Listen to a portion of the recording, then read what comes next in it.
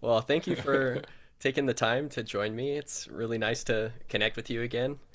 Um, to begin, I'd love if you could just share a bit about yourself, about your name, your journey to finding Zen, and your Mm. experience with Zen training.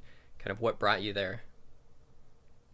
Yeah, my name is Muho. I'm originally from Germany, and I meditated for the first time when I was 16.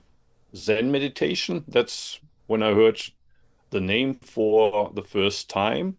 At first, I was kind of, how do you say, a little bit dubious. I wondered, is this not something that, well, I heard about people levitating.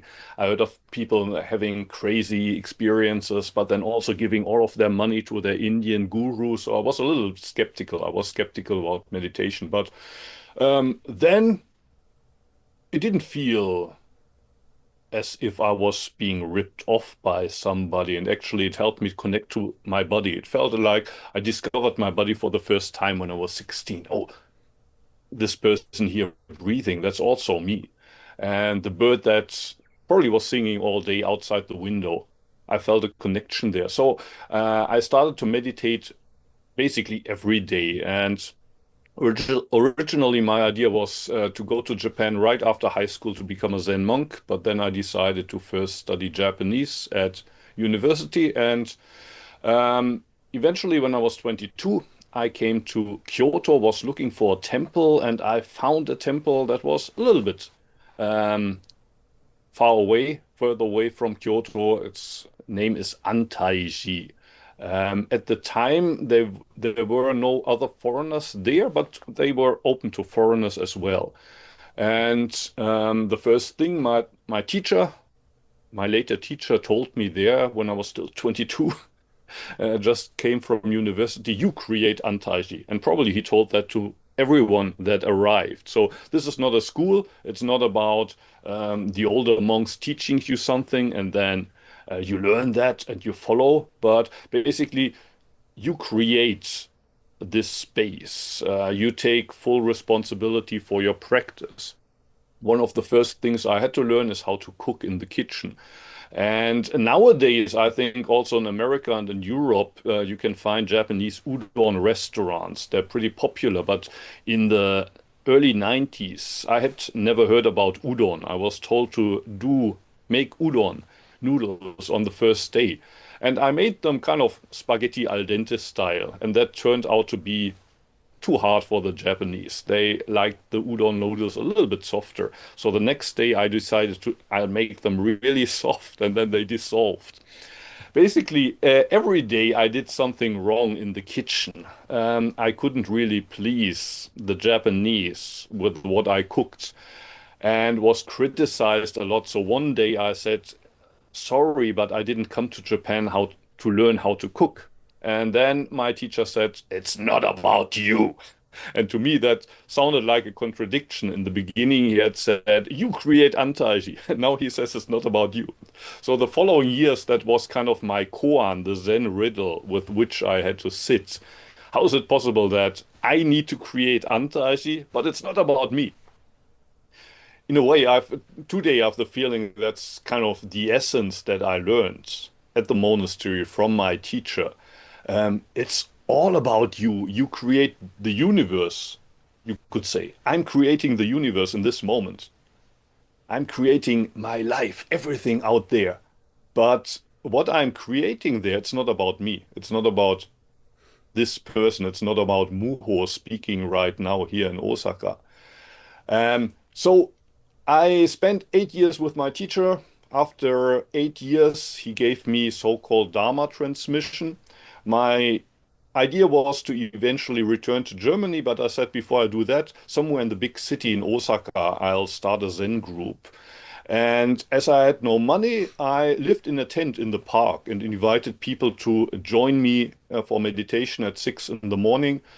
In the beginning, nobody came, but that eventually one, two, sometimes three people came and joined me. But after 6 months, my teacher had an accident and died, and I was called back to the monastery to become his successor. And after that, for 18 years, I led the monastery. And in Osaka, I had met a young girl that sometimes came to meditation. Although we had known each other only for 6 weeks, I asked her, "Do you want to become my wife?" So now we are married and have 3 kids. She lived with me for 18 years in the monastery, but now 7 years ago, in 2019, I left the monastery and with my family, I moved back to Osaka. And here I'm leading Zen classes again in the park. I'm not living in the park anymore, but I'm teaching Zen on Sundays in the park, on Mondays on Zoom. I have YouTube channels where I publish videos in German, in English, and Japanese. Well, that's what I'm doing. That's who I am. Nice. Thanks for sharing. That's yeah, really interesting insight that your teacher shared that you create on Taiji. It made me think that immediately kind of applying it to everything, every moment that we are Yes, creating and kind of co-participating in what is here. I'm yes. curious, what really drove you to become a monastic in the Zen tradition? Because you mentioned that you wanted to move to Japan and become a Zen monk, Mm, so there was definitely mm, something that you glimpsed or kind of had an insight into that was compelling enough to want to devote your life to it. So I'm curious, what was that? What was it that you got a taste of, or mm, what inspired such a devotion to Zen? Well, in retrospect, the connection to my body would be the most important thing. Although, I mean, you can how do you say, connect to your body by doing yoga, by jogging in the morning. Um, Zen doesn't seem to be like the best thing to kind of connect to your body. But I was living so much in my head, like at age 16, if you had asked me, where are you? I would have pointed to my head, the guy up here thinking, or maybe the observer of my thoughts, whatever. That's me. I never had the feeling that actually this whole thing, and not only the body, but the bird outside of the window, everything connected to this body is, well, me in a way. It's not only my body, but actually that's me. But to be honest, probably that would not have been enough to, how do you say, pull me to the monastery. Um, I started to read books on Zen at the time. That was mostly books by D.T. Suzuki, a teacher, or he wasn't really a Zen teacher. He was a scholar, a lay practitioner. Actually, he was married to an American woman. He had moved to America about 100 years ago. He published also a lot of stuff in English, so he had a great influence on the spiritual movement of the 20th century in the West. People like Alan Watts were inspired by him. And in those books, I heard for the first time about Satori, which is Japanese for enlightenment or awakening. Some people say realization. And D.T. Suzuki, as many people say, mm, they say you can't really explain what it is in words, but it's the core. Um, it's basically what Shakyamuni found under the Bodhi tree, liberation, the answer to all questions that you might have. And probably that's where it kind of clicked. Now, this is what I want to do with my life. Before that, I wasn't really sure at age 16, what do I want to do with my life? And that this question in the back of my mind, I had already forgotten it, almost forgotten it. Um, when I was 7, I lost my mother. She was 37 when she died from cancer. And from that time on, when I was still in elementary school, I asked myself, are we all gonna die like my mother did? What's the meaning of life? What's the meaning of doing homework? My father tells me to do homework so that I have good grades in school. And if I ask him, why do I need to have good grades? So you can go to university. Why do I need to go to university? So you get a good job. But when I see my father go to work every morning, I don't get the feeling that he really enjoys working his job. So I asked him, Father, Dad, why do you go to work? Well, I have to feed you, boy. So my question was, why is everybody playing this game? Trying to get good grades, earn money, maybe eventually find a spouse, have kids, but then send those to school, tell them to get a good job. What's the meaning of the so-called rat race? What's the meaning of it all? And when I heard about the Buddha leaving the palace, um, although he could have been the king, everybody expected him to become the next king. He left the palace to basically quit the game. That's something that had a great impact on me. Wow, there's somebody.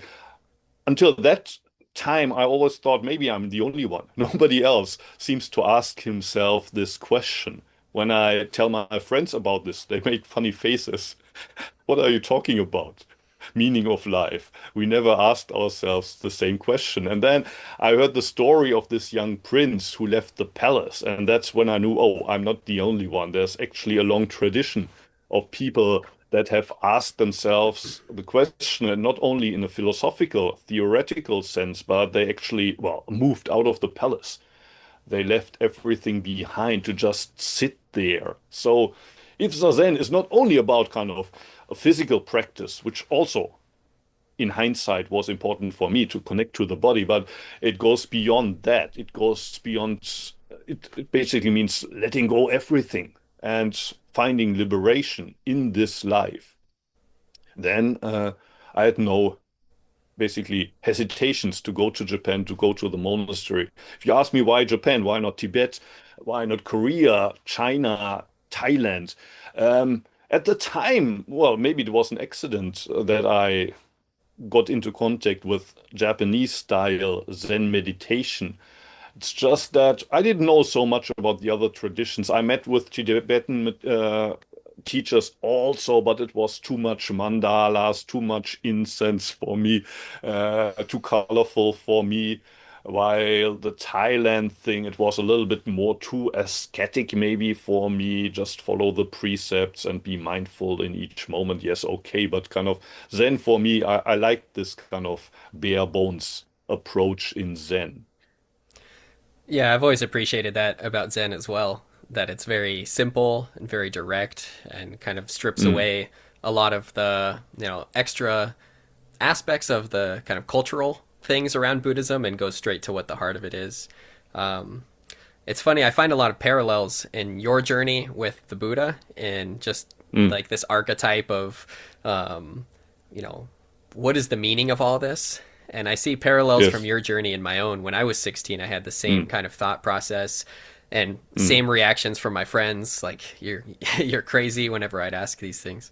Um, I want to go deeper into some of like what those core things are, but I think it might be helpful for people listening to this to have a little bit more groundwork laid, so to speak. mm, So I'd love to ask you mm. what is Zen? What is the focus of Zen, and why involve oneself in this practice of Zen? I know this can have many different answers in terms of Mm, like mm, what the essence of Zen or mm, a tradition of mm, Zen, but just for someone new, I think a lot of people have heard this word Zen, but the association is usually like a peaceful garden or some nice music, something Zen like a spa or something, and it's not what mm, mm, real Zen actually is. So I'd love to like clarify that first. mm, mm, mm. Yeah, as you said, there's many traditions in Buddhism and even in Zen. There's different traditions, schools, approaches. So depending on the teacher whom you ask, you will get a different answer. But for somebody who has never heard about Zen before, or maybe as kind of part of a product name, kind of a Zen spa, or whatever. Um, well, it's one school of Buddhism that traces its roots back to India, but basically, as a one school out of several, it appeared in China around the 6th century, and it came to Japan in the 12th, 13th century. And the core of it. Basically, well, the attitude. It was almost a little bit like punk in the late 70s. Let's get rid of all this hippie stuff, all these um, like probably nobody from your generation gets kind of the metaphor, but like you had all this progressive rock operas and stuff like that at the time, and it was great. But then the hippies said, let's return to the core. And basically, what the Zen people said, forget about all the sutras, the Lotus Sutra, um, the Huayan, the kind of flower ornament sutra, the Nirvana Sutra, all the wisdom sutras. They're all nice, but come on, where did the Buddha start? He got his ass on the ground, so to speak. He sat under the Bodhi tree and faced his own life. He asked himself, why do I suffer? Why do I suffer? And all of these sutras, they were produced later, and they might be hinting at something, but people are so absorbed by the beauty of the sutras and the scale of the stories that they tell that they're not facing their own suffering anymore. So the core teaching of Zen is the truth, the Dharma is not transmitted in the books, in the letters. You're you're right in the midst of this Dharma. When you suffer, suffering is the Dharma. So get to the core of that. Meet with a teacher, but it's not about listening to Dharma talks, but sharing your life, your practice with that teacher. And the core practice is just to sit. Of course, all of the 24 hours of the day are practice. So when you eat, eating is the practice. When you go to the bathroom, doing your business in the bathroom is also practice. Work is practice. But the core practice is just to sit down and, in quotation marks, meditate. And I put that in quotation marks because when people hear meditation, they think that, well, you sit there. Maybe in lotus posture, maybe in half lotus posture, you sit on the ground and then you do something with your mind. You try to quiet your mind. You try to be mindful. Hopefully, someday you will have some fancy enlightenment experiences. But when I say to sit down and I say meditation in quotation marks, I mean just sit and that's already it. Because when we sit and then we do something, try to be more mindful, try to be more peaceful, try to be compassionate towards all of the living beings out there in the new universe, try to be more blissful, whatever. We are still playing the game that I talked about. We try to be a better version of ourselves. Maybe we also try to impress it to impress others. But even if we don't try to do it to impress others, we try to somehow impress ourselves. I want to be a better version of myself than I was yesterday. And that's what I call playing a game. And Zazen means to even stop that game. You just sit there. And that's why in my tradition, I was told when I came to Japan, when I asked, well, what's the aim? What's the goal of Zazen? What's it all about? What is it good for? The answer was over and over again, Zazen is good for nothing. I heard that a million times. Zazen is good for nothing. And then, of course, anybody with a sound, how do you say, healthy mind would ask, well, why do you do it then? If it's good for nothing, why waste your time on it? And the point is exactly because it's good for nothing. That's what takes you out of the game. If Zazen was good for something, if it makes you a better person, a more peaceful person, a more mindful person, it doesn't take you out of the rat race because what we do in spirituality is also a rat race. We want to improve on a spiritual level. We want to climb the steps towards enlightenment. And you also have to get out of that spiritual rat race. It's good for nothing. And only if you accept that, I just sit here, even if it's good for nothing, then maybe 3 years later, 5 years later, 10 years later, you realize actually I've become a completely different person. It's not the same. Of course, the Zen is good for something, but you shouldn't do it with the attention to improve. Zen, at least in my idea, is not a way to self-improvement.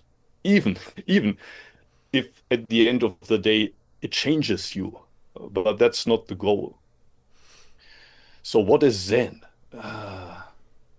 Just being here in this moment, just being here and doing nothing in a way. But doing nothing, of course, also means to be totally active. When you eat, you're totally in the eating.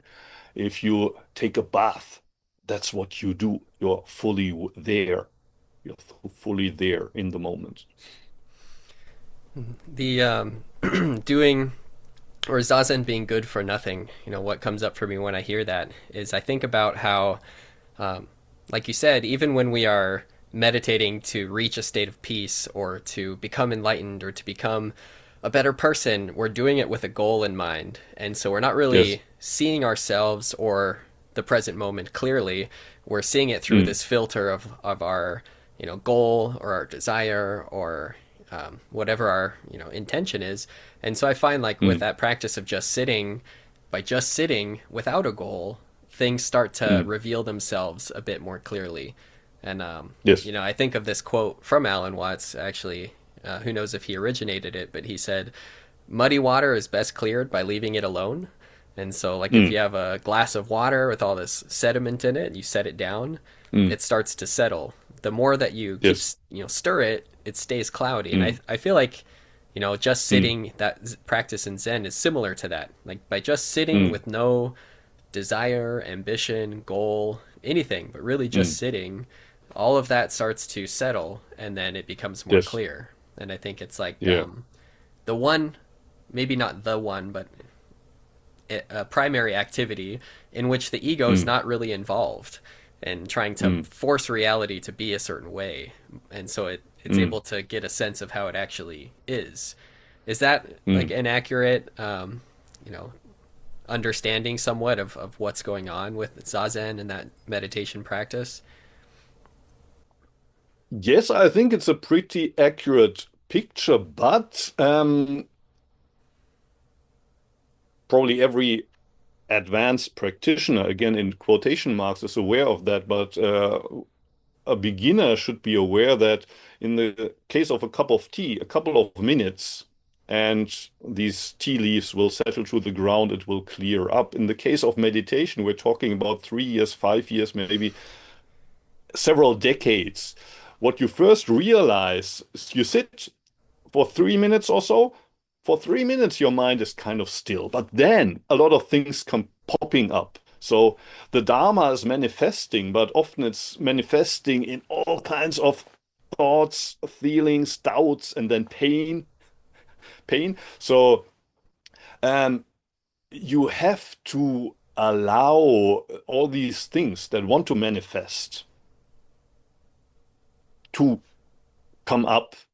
Um, so this image by Alan Watts and lots of teachers probably have used it. And it sounds like, well, my mind was busy until I got on the cushion, but then after 3 minutes, 5 minutes, it has calmed down. It's the opposite. It's the opposite. It's the exact opposite.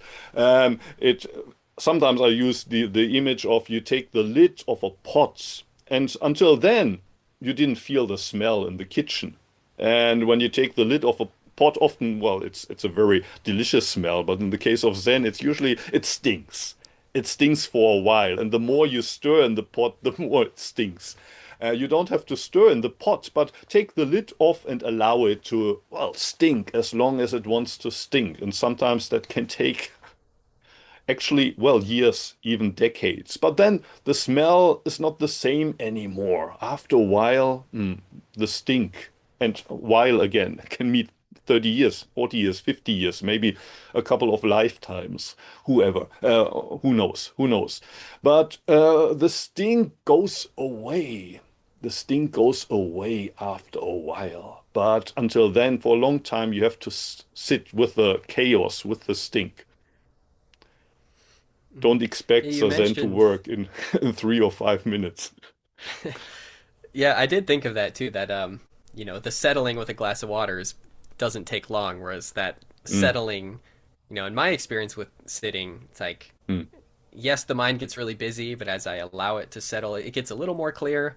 But the mm, longer I sit, the more it gets more clear mm. and more clear, and it's like there's endless settling to happen. Yes, But in yes. that process, you mentioned that this allowing, that's Mm, something about allowing the stink to be there.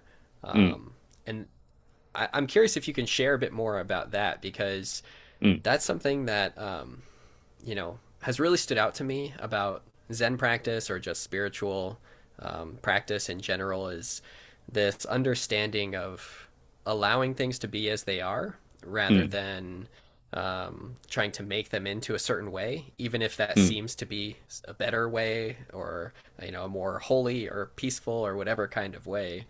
mm, Zen has this emphasis, it seems, on really just allowing things to be as they are, and I've found great wisdom in that, but I think mm, when I try to share that with most people, they're like, "Well, why would you just allow things to be when what is sucks or is painful or is mm, uncomfortable?" For mm, a lot of people, it seems like mm, allowing is this kind of passive, mm, kind of not being involved or not participating, not trying to make your life better. So it's like, why? mm. What's the point of this allowing, and what does it do? How it's funny in the context of Zen to say how does it benefit one, but you know, in some way, how does that? What's the Oh, benefit of that? yeah, well, a term that has to do with this that maybe most or at least some of the listeners have heard is Wu Wei, which is Chinese. Chinese and means, well, non-doing. You don't do it, but you let it happen. You allow it to happen. For example, well, in Zen, sometimes we talk about body and mind dropping off. And maybe in the beginning, you have the idea, I need to drop off my body and mind. How do I do it? And the answer is, well, you don't do it. It's like leaves that drop in the autumn. You allow it to happen when it happens. Or I talk a lot about letting go. Zen, at the core, it means to let go. And then the question is, how do I do that? How do I let go? And well, in that moment, you're not letting go again and not letting go. You try to let go, but you need to even let go of this thought. I need to let go. Let it happen when it happens. And until then, you don't have to force yourself to let go because you can't do it. You can't do it. Let it happen. Of course, this doesn't mean that you sit there passively and don't do anything.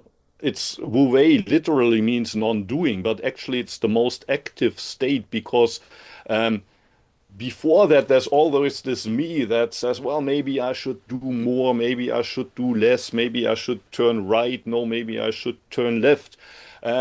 And because of this inner conflict, you're never really in the action 100%. Once that falls off, drops off, so to speak, you can do the dishes 100% rather than asking, well, maybe I can do them in the afternoon, or maybe my spouse can do them.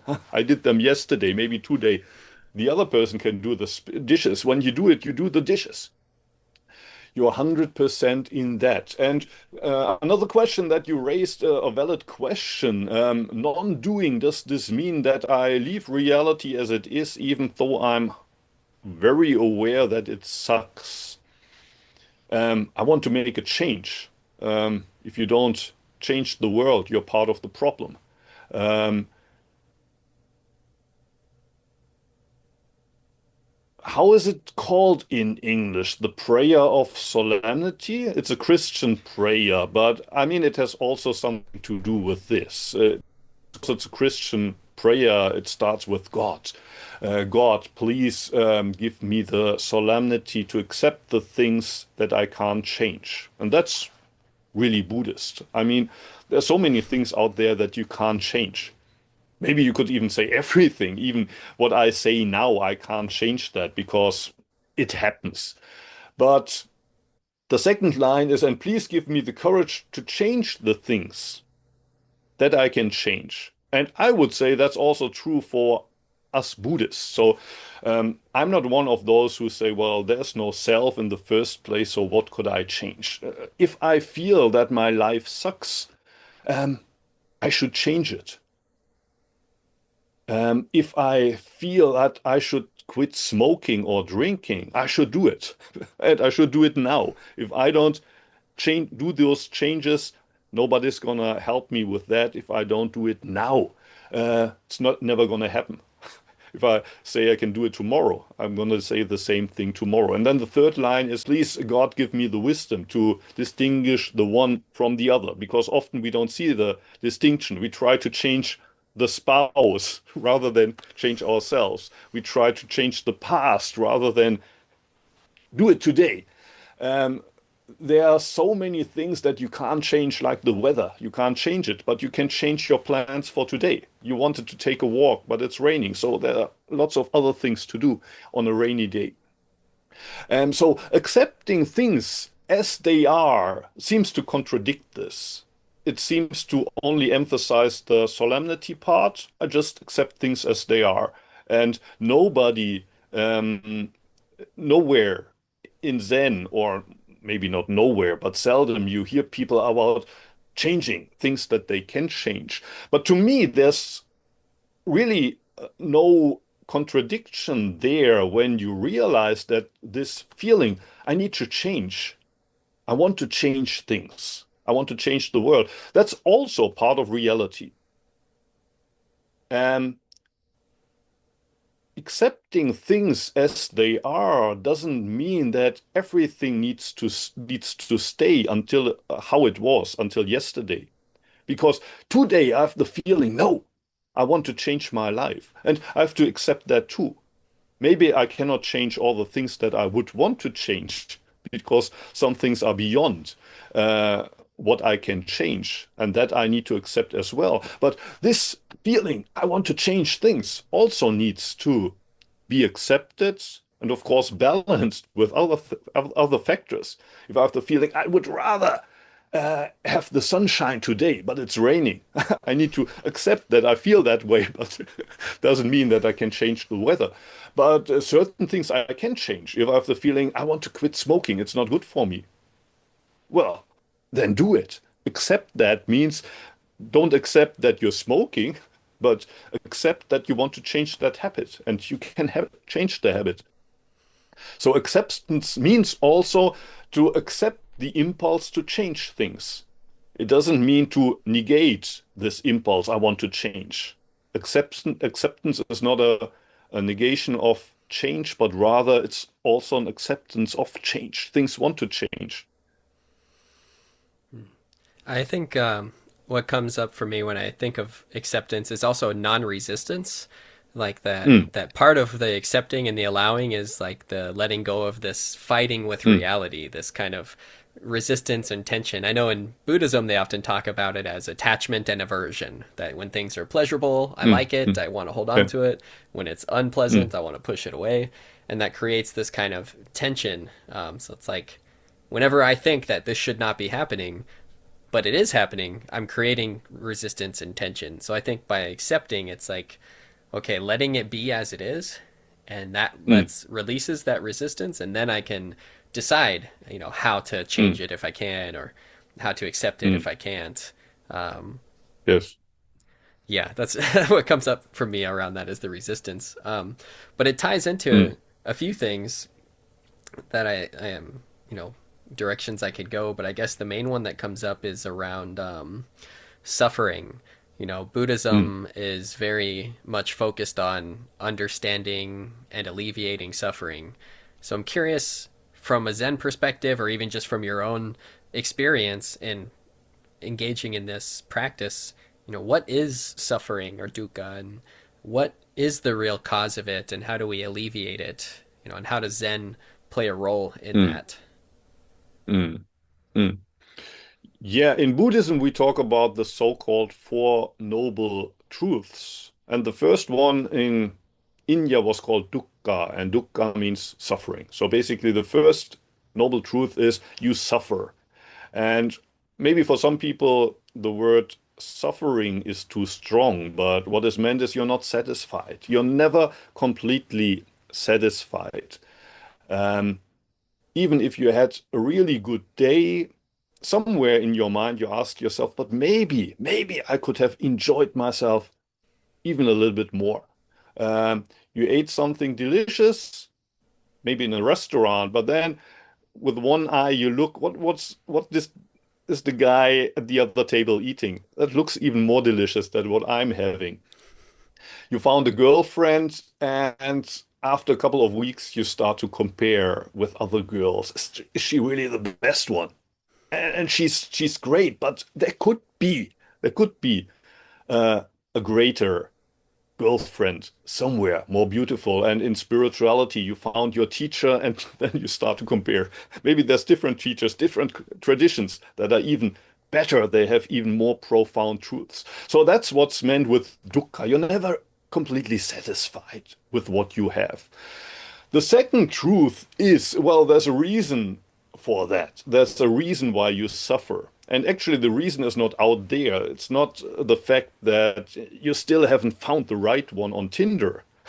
It's not that you chose the wrong dish on the menu. But the reason is that you're always comparing, that you're always clinging for more, or also in the opposite way, you have this kind of aversion towards things. You never want to be around the people that you're around with, and you always wish to be with those that you can't be with. And when you meet them, you found this person on Tinder, and you meet them, and you hook up with them after 2, 3, 4 days, weeks, months. Again, once you're with them, you don't want to be with them. Once you're separate, you wish you could be with them. Um, that's basically what makes you suffer. It's not the person that's making you suffer, it's your mindset that's making you suffer. So, truth number three is you can change that. You can reduce this pattern of behavior, always longing for more, always wishing to uh, be, how do you say, away from all these negative factors. You wish you wouldn't be in pain. You wish you wouldn't have to meet this jerk at your workplace every Monday again. Um, you can work on that. And for that, you have the last truth, the Eightfold Path. Right view, right thinking, right speech, right action, right livelihood, right effort, right mindfulness, right concentration. I hope I didn't miss anyone, but any of these eight. But it's about eight. It's about something like this. Basically, all factors of your life. You aim at not doing, for example, well, doing it for what can I gain out of that? What I take call the game. You try to earn thumbs up and you try to get the least amount of these. And even before the internet, that's basically how our mind worked. But you can change that mind frame. And I personally, of course, I love the Four Noble Truths, and of course, I think they're right. But also, I have the feeling there's a little trap here. People hear it like this. I'm suffering now. I'm not satisfied. But if I become a Buddhist and I learn the Four Noble Truths, I practice the Eightfold Path, then little by little, my suffering will be reduced. And finally, I will reach nirvana. Nirvana means the world without suffering, completely extinguished. The suffering is gone. And I have the feeling that that's basically the mindset of dukkha, the mindset of suffering in its purest form. I don't want to suffer anymore. I was born into this world, although I didn't ask my parents to have me. I'm getting older, although I would like to stay young. I'm getting sick, although I'd rather be healthy. And I'm gonna die, although I don't want to die. Um, and now you wish you wouldn't suffer, although you're suffering. What's the way out of that? And my paradoxical answer is accept suffering rather than ask yourself, how can I reduce it? Accept those things that you need to accept. Accept that you'll never be 100% happy. Um, there will always be a certain amount of dissatisfaction. But the moment you accept that, it's not a problem anymore. Of course, I'm dissatisfied with my life. Of course, there could be a more beautiful wife somewhere out there. If you're a spiritual teacher, maybe you're hoping for lots of students and to be famous, but who cares? Who cares how many students you have? How many people follow you on YouTube? Um, you'll never be the most popular. And even if you were, would that make you happy? No, but isn't that okay? Isn't that okay? So for me, the liberation from suffering lies in the acceptance of suffering. I'm not satisfied, and that's okay. There's no problem with that. I don't need to reach nirvana. In in that moment that you realize I don't need to reach nirvana, that's when you discover nirvana in samsara. Samsara is the word for the world of suffering. That's where Buddhists originally wanted to get out of. We are in samsara now, and we want to reach nirvana, hopefully in this life, maybe in a future life. But that's what makes samsara so miserable. When you realize it's completely okay. I don't need nirvana. That's when you find nirvana inside samsara.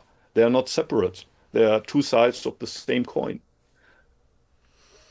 When I think about suffering, I Mm, it seems to be tied to this me. I'm the one who's mm, suffering, mm, mm, and I think that's one of the big issues that people come up against in a spiritual mm, inquiry, if we want to call it that, mm, or mm, meditation. It's like even if I understand these things, when I really start to practice, it mm, seems like the biggest challenge is always right here, always this person right here, or it's this mm, sense of self, this identity. mm, And I think that can be confusing for people too. Like when they practice, they want to become a more spiritual person. They have this sense of identity with their spirituality gets involved in the sense of identity, and a lot of suffering seems to tie back to me, my sense of self, that I'm not good enough or that I could be better. Um, mm, and I know Zen focuses a lot on the self and claims that there's no self, but there can be a lot of traps in that understanding as well, thinking that mm, oh, there's no self, so I don't have to take responsibility for anything, or nothing really has to do with me. And it seems like a very tricky and kind of nuanced, um, but important and somewhat essential aspect of a spiritual mm, understanding is around this sense of self. And I'm curious mm. if you can kind of just explore this topic of self with me here. Like, how does Zen understand the self? Um, Mm. is there a self? Is there no self? Is there, a small S self, big S self, these kind of things? What is your perspective or understanding on that Mm, after all of your mm. practice? Yeah, we usually say Buddhism teaches there's no self. There is no self. Some people say we're all one. Other people say even this all one self, the really big cosmic self, doesn't exist. Um, but well, the funny thing is, I and probably everybody who's listening right now is quite sure that, well, at least here in this moment, something exists. Otherwise, I wouldn't listen to what Joseph and Muho are talking. Or in my case, if I wouldn't be here, I wouldn't be aware that even if I'm not this person, even if I wasn't Muho, somebody seems to be conscious right now in this moment. What is this? And so there seems to be something there, something that's conscious in this moment, even if I'm not the thinker of my thoughts, which is also something that we say a lot. These thoughts come popping up, but are you sure you're the thinker? Did you really think these thoughts? Especially during meditation, we realize they come up without me. trying to think them. And when I decide I'm not gonna think anymore, they still come up.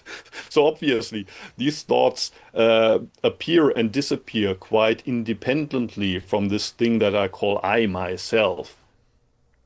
Um, what I was trying to say is, even though I might not be the thinker of my thoughts, something is aware of these thoughts right now. So there seems to be something there, even if there's no self. Something is here. And if it's true that this self is universal, so the self that's right now in this moment aware of what's going on in Muho's head and feels as if Muho, who's speaking right now, that's me. Um, if this Muho is actually the same as Joseph and the same as the listener who at one point in the future is listening to this, how come that I have no idea what you had for breakfast today? If it's the same consciousness, um, that's strange. That's strange that this consciousness somehow is centered in the world of Muho. So I wish I had a good answer to this paradox, but I haven't. I'm a little bit so kind of, yeah, confused how you can express this in the term of no self. There is no self in the sense as Muho doesn't have a core. He's always changing and he's influenced by the whole universe. This interview with Joseph is going to change me. So there's no core to Muho. That's always going to be the same. But somehow, well, there seems to be something like, well, some people call it the screen of the movie. All of the actors in the movie, they have no self, but the screen seems to be always there and would be nice if it was one universal screen. But if I would claim that this screen here is the only one, what about Joseph's screen? What about the listener's screen? They have a screen. But if they're all separate screens, doesn't this contradict the Buddhist idea of non-self? If somehow the screen is the true self, we would have a multitude of true selves. But isn't this exactly the idea that we wanted to get rid of? Another thing that's related to the topic that's important is dukkha is related to our sense of ego. I suffer. And the reason why that is a problem is because I suffer. If it was somebody in Africa who's suffering, well, people suffer. If somebody in Africa gets sick and dies, well, people get sick and die. You can't help that. But if it's me, if it's Muho here in Osaka that gets sick and dies, it's a problem because I'm sick. I die. Um, so yeah, you have a point there. It's because I did not ask my parents and still they threw me out into this world and now I get older and I get sick and I die. That's what makes it a problem. If the same thing happens to you, Joseph, I would say, well, I'm really sorry for you, but I don't really suffer. Um, During meditation, you sometimes have this realization you're in pain. I'm in pain. I need to do something about it. And sometimes there's these moments where you realize, well, there's pain, but I don't have to do anything about it. There's pain, and that's it. The kind of the sense of I suffer, the I falls away. I am in pain. The I am falls away, and there's just pain. There's just pain, and it's totally okay. It's totally okay. Um, but then there's also this kind of dangerous side that you stop taking responsibility for your life because, well, if there's no self, there's nobody to take responsibility for your life. You become very passive. And again, I haven't found a good way to reconcile these two sides, which I say they are the sides of the same coin, radical acceptance and taking total responsibility for your life. I create the universe, but it's not about me. Actually, there's nobody, it's not this Muho that's creating the universe. Muho is part of the universe. There's something beyond the Muho that's creating the universe, but it's not about me. Um, but they belong together. So no self doesn't mean that, well, nobody's taking responsibility for your life. If you don't do it, there's this famous story of Zen monk, an old Zen monk, that Dogen, the founder of the school that I practice in, Soto School. He went to China. He saw this old monk drying mushrooms in the sun, in the heat. And Dogen asked him, well, why don't you ask some of the younger monks to do that? You're so old. You could practice meditation in the cool meditation hall. Why do you do it? Rather than ask the novice monks to do that job for you. And he says, well, another person's practice is not my own. So there's this sense of self, and here you hear it very strong. I need to dry these mushrooms. Asking somebody else to do it would be like asking somebody else to meditate for me, would be like asking somebody else to go to the bathroom for me. They can't finish the business that I need to do here. It's my business, and nobody else than me can finish this business. And sometimes I also have the feeling that we, how do you say, are too hard on our egos. As you said, and as I said, this sense of ego, my suffering is what is important. It's all about me, creates our suffering. But then once we learn that, the problem is the ego, we start to say, well, I need to remove my ego. The ego is the problem. It's almost like we are bitching about our neighbor. If my neighbor wouldn't turn on the music all the time, I could meditate. If my ego wasn't there, I wouldn't be suffering. So we turn the ego into some kind of devil and we try to remove it. But at that moment, who's talking there when you say the ego is the problem? Isn't that the archetype of the ego? I need to remove the ego. Be softer on the ego. Even though Buddhism teaches there's no self, for some reason we have a strong attachment to our ego. We seem to be to see the world from the eyes of this person. So although it's only 1 out of 8 billion people, we're very attached to this person. We shouldn't be super attached to this person, but at the end of the day, we also need to take care of this person.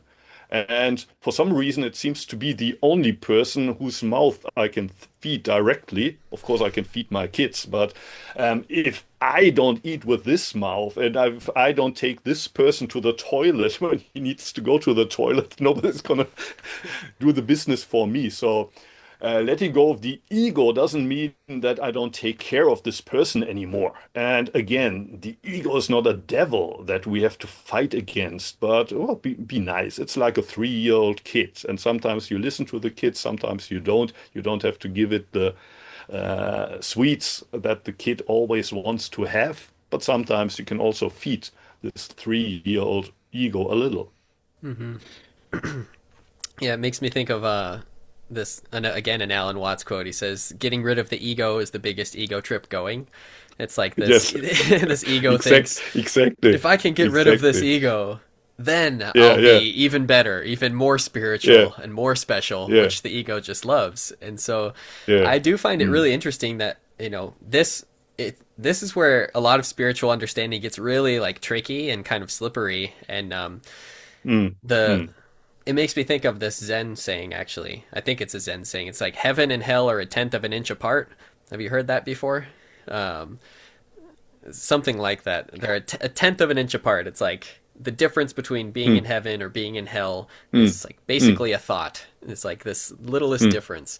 Um, mm, and so it ties back to the mind, which again, I think Zen mm, focuses very directly on, is like mm, understanding this mm, mind. I think that's what, mm, to me, it really comes down to is whether we call it a self or no self. It's like what's going on in mm, here is affecting everything and shaping everything. Yes. And Yeah. so by just really observing what's going on in here, I can start to have a different Mm, relationship to it, and I can mm, relate to it in a way that doesn't cause so much dukkha and suffering, or I can see how I'm yeah. creating Yeah. my own suffering, and I can, start to Mm, create a little bit more peace. Um, mm, I mm, remembered what I mm, was forgetting earlier when you were talking about dukkha was that I think just understanding the way things are brings about a mm, certain amount of peace. mm, Like, mm, you said, mm, accepting reality as it is. For me, when I accept that suffering or dissatisfaction is a part of this experience, I'm not always going to be 100% satisfied. And I make it okay that sometimes there's pain, sometimes there's discomfort, then it's not really a problem. And like when I mm, understand that mm, everything mm, is mm, impermanent and changing, then I'm not so distraught when when I lose something or there's some kind of loss. And mm, similar with the mm, self, I think it ties into that too. It's like when I understand that what I call me and I isn't such a fixed, solid thing, then I mm. naturally don't have so much attachment to it. So I think a lot of Yes. Yeah. the letting go or the acceptance and peace, these things come as a natural result of that understanding and Mm, insight. mm, Um, mm. I'm curious. I imagine you have because I think it's pretty common in Zen. But are you familiar with the two truths, like relative and absolute truth? Yes. Yes. Yeah. I heard the concept. I've been using them myself. But that's also an area where I'm still kind of confused how to balance the true. Like sometimes people talk about that, well, the absolute truth, that's the only truth that we really need, and relative truth is just an illusion for ordinary, normal people that are still in delusion. Um, but at least in Zen, you take them both. Like both truths are true. That's why they're called truths. But they contradict each other. Like in absolute truth, there's no past, present, future. There's only the now. There's no Joseph and Muho. There's only the one self. And even this one self is empty. There's just total emptiness. While in the relative truth, there is yesterday, today, tomorrow, there's Joseph and Muho, and each of us has to take care of their lives, and we have to file our taxes at the end of the year. That's the relative truth. And if you deny the relative truth, you need caretaker, so to speak, who does all these things. And at the end of the day, maybe even takes you to the toilet because you're not even aware that I'm this person. You just let it go, you just let it run out, and somebody else has to change the diapers for you. So you don't want to be enlightened in that radical sense. On the other hand, if this sense of there's only this now and only this person here, this is the only, well, moment, so to speak. And in this moment, that's where the universe comes into existence. Um, Without that, you can still live your life, but kind of it would be as if the whole miracle of life would have disappeared. So without the absolute truth, we lose the kind of the wonder of life, the wondrousness, while without the relative truth, we would be a pain in the ass of our family and friends and everybody else. So I think we need both. Mm-hmm. We need both. And sometimes in the end, then you talk about the relative in the absolute and the absolute in the relative, coming out of the absolute, arriving in the relative. Actually, there's five different aspects, and people discuss a lot about how they differ and in which aspect of your life you need to emphasize which. And lots of books have been written about it, but in my mind, it all confuses me. It confuses me. But back to the point, both are important in Zen. You don't Mm-hmm. deny. And also, there's not that the one is more important than the other. Mm-hmm. Yeah. That's something that teaching, and it's funny because I don't even know if I understand it fully. It Mm, seems like something that has a lot of depth to it that I can continue to yes. learn about. But even just the basic concept of the two truths has been one of the most helpful for me in terms of Mm, integrating these different aspects of life because I think most mm, people, I'll speak for myself, I started out thinking only the relative exists. Only mm, me, mm, and I'm separate from you, and you and I are mm, separate from everybody else, and all of these things are objects that are separate from each other, and everything's real in that sense. And then mm, having mm, some kind of spiritual experience about something greater, like this absolute self, mm, this nature of mm, consciousness, a sense of oneness, these things that are incredibly profound and feel more true mm, and more real than anything else. And yet, if I only focus on that, if I only wish to live with the awareness of this mm, absolute truth, then I start to neglect all of these things, my personal self, my body, my relationships, my responsibilities. And so, mm, to me, it seems like a lot of people kind of are after that initially. If they're like interested in spirituality, it's like, I want to reach God, I want to reach the mm, divine, I want to reach this Buddha nature, this absolute truth, and it becomes a mm, pursuit to get there. mm, But then I think, from mm, like everything's an expression of that absolute truth, mm, and so in the relative world, I think everything is relational and relative to one's perception and mm, circumstances. mm, And anyways, this is mm, how I've kind of like related to it, and I've found it really helpful because I can know that within me there is this Buddha nature, this pure presence that is exists within you, exists within all mm, beings, mm, and mm, yet I still, like you said, I have to pay my taxes. I have to, um, I'm in constant relationship with everything in this world, with people, with mm, my own mm, body, with mm, what I choose to do with my time, and so I find this kind of helps me like exist in two worlds at once. And I don't know if that's you know I can trail off into all these conceptual things I'm trying to avoid, but is that I can be in this Buddha nature that allows things to be as they are, that's not mm, resisting, that's present, that's mm, aware, mm, that's awake, and I can from that place like pay my mm, taxes, or I can mm, go mm, to mm. the market to get some food, and um, I just I love the teaching of the two truths. I find it to be really helpful. Yes. Um, Yeah. there's something that I wrote down because I wanted to ask you about it, and it Mm, maybe it ties into this somehow, or I guess it all does in one sense. But there's a famous Zen verse that says, "Life and death are of supreme importance. Time swiftly mm, passes by, and opportunity is lost. Each of us should strive to awaken. Awaken, take heed, do not squander your life." Um, mm. what what do you think it means to awaken in this sense? I know that's a huge focus of Zen. Like, what is awakening? Mm. Yeah, the verses that you just read, often you find them on a wooden board that's hanging at the entrance of a monastery. So when you kind of ask for allowance to enter, you hit that board 3 times. Life and death are impermanent. Time passes swift. And well, if you don't wake up now, when you're gonna wake up, that should be our main focus. What is awakening?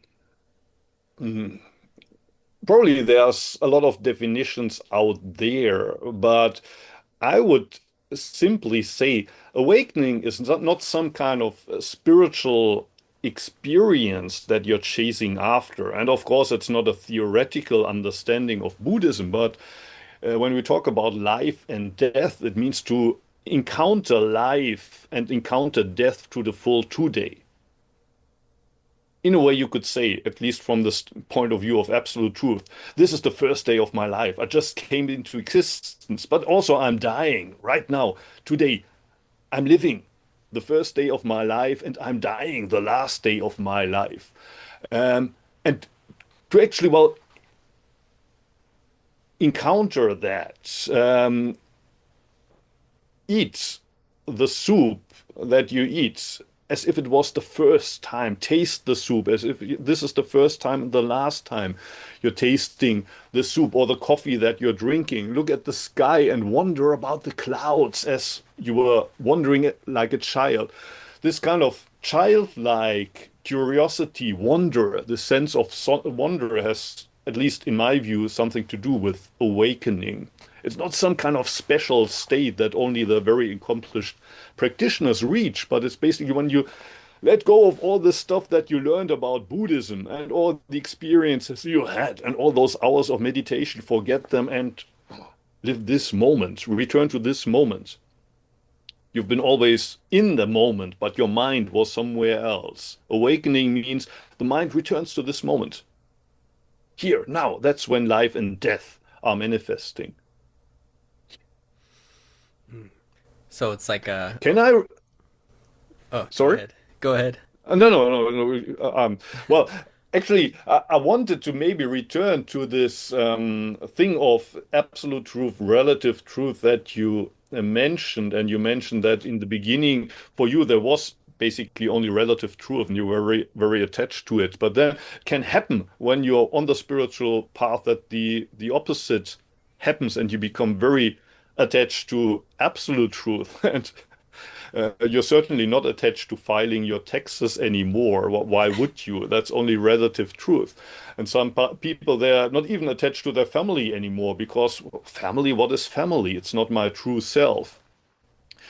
And well, that's where I see the danger that people get very attached to absolute truth, emptiness, the idea that there's no self in the first place. So what I sometimes say is Buddhism, Zen, actually is not about reducing the diameter of your attachment until you've got this 0 point, which isn't really part of the world anymore, but rather to, how do you say, extend it until you reach the end of the universe, to be attached to everything, every little thing out there. So it's not about, kind of say, not being part of the movie anymore, but rather, I'm not this one actor alone. I want to change the whole movie, or often I use the metaphor of the game. At the beginning of our lives, we only want to collect points for ourselves. I want to have a nicer girlfriend than my best friend. I want to have a better job. I want to make a career.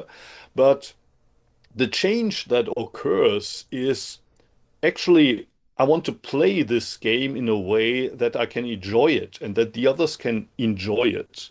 And actually, the points are not so important because life and death are impermanent. Impermanent. I'm gonna die. We're all gonna die. Who cares how many likes I got on YouTube? Who cares how many YouTube followers I got on YouTube when I die? Do I enjoy being on YouTube? Do I enjoy watching these movies? Do I enjoy what I do during the 24 hours of the day? And then you mentioned 10 minutes ago, a couple of minutes ago, heaven and earth are only separate from the tenth of an inch. There's just a slight difference, which reminded me, I heard this for the first time in Japan. So at first I supposed it's the Buddhist metaphor, but I think actually it's from Judaism. It's a very old metaphor. What's the difference between life and death? And actually, the answer is the one is the same. It's a group of people sitting around a table with delicious food, but everyone in Asia, it would be chopsticks. In the West, it would be a long spoon. The spoon is about 1 meter long. So it's so long that you can pick the food, but you can't put it in your mouth because the spoon is so long. And that's the same. That's the world we live in. Basically, what I call playing the game. I want to eat something. So what do? You can't feed yourself. So at least you try to disturb the others. If I can't eat, I also don't want the others to eat. So you're obstructing them. You kind of hit them with the spoon. And in the end, well, that's hell. We fight each other because everybody wants to eat the most delicious stuff, but they can't eat it. And what is heaven? Well, the spoon is 1 meter long, so I can't feed myself. I can feed my neighbor, the one that's sitting on the other side of the table. Basically, we're already in heaven. It's just that, well, this mindset that you talked about. Um, Maybe I can feed another person. And actually, if that changes at the end of the day, you realize, oh, there's also people feeding me. People are helping me. How can I help the others? So sorry for getting back to these points that we already No, crossed off, but yeah, no, I'm that's happy to. something that. Mm, Yeah, I'm happy to keep going deeper into these points and revisiting them because they're important. I think mm, for mm, people that are on. I don't even want to separate it into people that are on a spiritual journey or not on a journey, but mm, specifically for people that have been exploring these kind of truths, I think there's a lot of confusion, and sometimes I know in my own experience when I've like explored spirituality, sometimes I've found myself more confused than I felt I was before I even began studying anything, and it's like, how do I make sense of all this? How do I integrate some of these mm, big realizations with things like the mundane aspects of my daily life. Like you said, mm, if I just chase after this absolute truth, and that's all that mm, matters, then I can start to think my family's not important. I can start to think my getting a job or just being a mm, functional person in the world isn't important, and I can negate all those things. And I've certainly kind of like pendulum swing in that direction at mm, times in my journey where I start to stop caring about things as much and kind of realizing the downside of that too. And so this mm, relative and absolute I find to be like a really helpful because it's like mm, both are mm, true, but in mm. different ways, and they both Yes, deserve to be yes. respected and honored. And it's one of the things I really love about Zen, and it Mm, brings to mind the this famous saying in the Heart Sutra. They say that form is emptiness and emptiness is mm. form. To me, Yes, I feel like that's just speaking to those two truths, right? Like exactly. the Yes. Mm, form would be the relative and emptiness the mm, absolute. mm. So it's like the Yes. relative is the Mm, absolute and the mm, absolute is the relative. mm, Um, mm, and one way that has also helped me to understand that better is as it ties into this self is I mm, think like I said, the relative world is relational. Like I like the kind of mm, root there. It seems like they share a root mm, word, relative and relational, and mm, it's that mm, everything exists in relationship. So what I think of as me myself, in the typical mm, sense, is made up of the food that mm, I eat, the water that I drink, mm, the air that I mm, breathe, the um, culture I was raised in, all of these things. And without those coming together, there wouldn't be me in this sense. mm, So it's like, I think that's the one side of the coin of the no self mm, is like, mm, there's no separate me that exists independent from the food, the water, the relationships of nature and, mm, family and mm, all these things. Um, and then you know, or maybe that would be the absolute, because then the relative is that all of those things come together to manifest as this individual. And so it's like, mm, I am both everything and I am this individual as well. That's mm, like, mm, mm, maybe the mm. ocean and the wave kind of analogy could Yes. fit Yeah. here. It's Yeah. like, I am the ocean expressed Mm, as a wave. So I'm both the ocean and mm, the wave. And so if I'm only honoring the ocean truth, then I stop caring about the mm, wave. The wave's not important. If I'm only honoring the wave truth, then I forget about the whole ocean that I am a mm, part of mm, and mm, ultimately am. mm. And so I think Yeah. these Yeah. two truths kind of help be like I am Yeah. the ocean playing as a Mm, wave, so I have to mm, do my mm, duty as a wave and not negate that. mm, If that makes mm. sense. Totally makes sense. And I read this line in the Heart Sutra, form is emptiness, emptiness is form, the same way. Another famous metaphor from the Buddhist sutras is Indra's net. You certainly heard about it. It's kind of a huge, gigantic spider net, and at each of the, how do you say, crossings of the net, there's a small dewdrop, and they're all connected through the web and the net, and they're all kind of, each of the drops contains the others, and each drop is contained all of the others, so they all kind of mirror each other. And in a way, this kind of how we're all interconnected. None of us are separate. But then if you look at the drop itself, you could also ask, but without this drop, this one drop, which I call me, for example, maybe the whole universe wouldn't be there. Is it the drop and the net is inside, or is the net first and many drops that all contain the net? And basically to say, well, there's only this drop. And everything else that's reflected in the drop is relative, would be kind of starting from the absolute and say the relative is in the absolute. But then you could also say, well, of course, the net is first, but it contains many drops which are all absolute. That would be the absolute in the relative.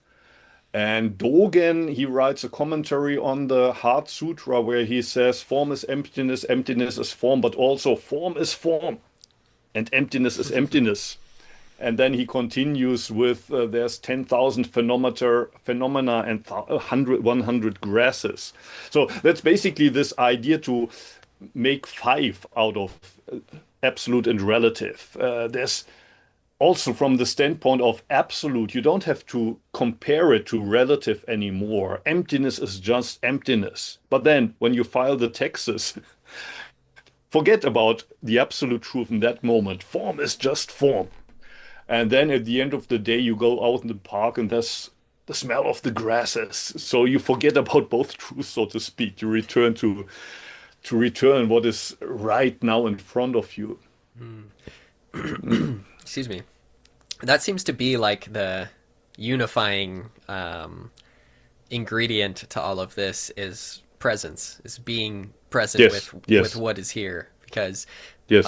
as useful and interesting as the concepts of absolute and relative and all these things can be, Mm, I think it's only in so much as they help us or guide us mm, to this realization of continual presence to life, to reality, to mm, things mm, as they are, which I've always deeply appreciated about Zen is that it's like just this, without even mm, explaining what this is or who this mm, is. It's like just this.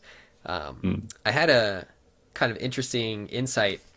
Recently, I went to a short session at this Zen center here in California, and the teacher there talked about when we are being present to the moment by moment. The present moment mm, informs us of what's most appropriate in that moment. So it's like if there's if emptiness is emptiness and there's a time to just be in the awe and mystery of oneness, but then there's mm, the form is form and there's a time to just, do mm, my taxes or wash the dishes mm, and be fully mm, with that, um, mm, you know, mm, to know what's mm, most appropriate in each moment, whether I, relax and let go or whether I be fully engaged and participate, like only the mm. moment can inform me of that. Like only Yes. by being present Mm, can I understand what, how to be mm, with what is, what's most appropriate. mm, So I found that to be really mm, useful. That it's like, because I've noticed that a lot actually in my like some experiences I've had is like when do I just let go and let everything be and let it happen? And when do I take the agency to, act and be engaged? And it's not like a right or mm, wrong answer or formula that's like, these are the times you do things, these are the times you don't do things. It's just really being present to the moment. And then that kind of happens of itself as a natural response to yes. that presence. Yes. Yeah. Yeah. And I've found, I think Zen helps with that a lot because it's in a way we're practicing just being present, Mm, and then everything becomes mm, more clear. And then with that clarity, I know how to act. I don't have to think about it. It's like just a spontaneous kind of action. mm. Yeah, it helps a lot, especially, well, in most Zen sessions, there's also Samu is part of the thing. So it's not about just sitting there and letting go of everything, but when you work, you have to work, sweep the garden, wash the dishes. That's also important. And from a kind of absolute point of view, you could say, well, why? That's only relative necessities. And that like Dogen when he was still young in China, somebody else can do that. Why? The young monks or the supporters of the parish can do that for us. They certainly can do the cooking and cleaning part. We meditate. But no, no. If you want to eat, you have to cook and you have to do the dishes afterward. And if you don't do it, it's not your practice. That's also part of it. Mm-hmm. Yeah. I had a question here that I wrote down because there's something I wanted to ask you about. You may I don't know how familiar you are with the Lankavatara Sutra. Is that something you've explored much or read much about? I read about it in the books of D.T. Suzuki a lot, but it's a long time ago. It's And I think recently I came across it in the teachings of Dogen, but I got the impression that he was kind of critical about it, but I'm not quite sure why he was critical about it. So let me know about the Lankavatara Sutra. Okay, interesting. Yeah, I it's something I've had like sitting on my shelf for a long time because I've, Yeah. heard it's an important sutra and it's very dense. Mm, It's very mm, kind of heady and intellectual, but apparently mm, it's what the one sutra that Bodhidharma had carried with him. So it was mm, supposed to mm, be like the philosophical background to mm, Zen in a mm, sense. mm, But one of mm, the things that it says in the Lankavatara Sutra is that all phenomena of the objective world are mm, manifestations of the mind. mm, And I think mm, that mm. saying in itself is like a koan. It's like Yes. something to contemplate and sit with. But I'm Yeah. curious Yeah. what that means to you. Perhaps it ties Mm, into this mm, relative absolute conversation, but the saying, yeah. all phenomena of the objective world are manifestations of the mind. That's like the core Lankavatara kind of teaching. I'm curious what that Yeah. means to you or how you would understand that phrase. Okay. I'm not so familiar with Indian Buddhism, but I think that's the Madhyamika guys. That's kind of the people that wrote the Wisdom Sutra. Nagarjuna is the most famous name, and there's a different group of philosopher. One famous name is Vasubandhu. And they, I think, founded this school, which in India is called Yogacara, which basically teaches what you just said. Everything is mind, mind only, the mind only school, it's sometimes called. And in Zen, there's this famous koan that a flag is moving in the wind. And one person says and sees the flag and says, "Oh, see, look, the flag is moving." And another says, "No, it's not the flag that's moving; it's the wind is moving." And then a third guy, the master, I think, said, "No, no, it's your mind that's moving. It's not the flag, and it's not the wind. It's all mind that's moving in that moment." And I think somewhere in the Shobogenzo, Dogen Zenji also kind of flips it around once more and even questions this idea of a moving mind in this moment. I think that's maybe why Dogen was critical of it, because now we have this concept of an unmovable mind, and everything is just a reflection in the mind. The mind is like a huge, gigantic mirror. Everything is just a reflection in the mind, but who knows? Maybe this idea, this concept of the mind that we have is also just another um, illusion. But before that, of course, there's a lot of truth in this. I mean, like dukkha that we talked about. Who creates dukkha? It's the mind that's creating dukkha. Of course, if you have an accident, you're in pain. It's not your mind that creates the pain, but your mind multiplies the pain, and your mind says, "No, with this accident, I can't go to work. My future's all messed up. If I wouldn't have had this accident when I was young, now I would be a completely different person. I'm so miserable because I had this accident at that time." Of course, your mind didn't wish to have the accident, and therefore you had the accident. It happened to you. It came from outside. But what you do out of that, what you create out of that, your mind creates, or the distinction between heaven and earth. Who creates this distinction? Your mind does it. But then, I mean, it's also important that, well, we need to embody this mind. So when you realize, well, we need to change our mindset. It's not something that's happening in the head only, but we need to embody that. Change your actions, change the way you live. We don't do the dishes with the mind. You use your body.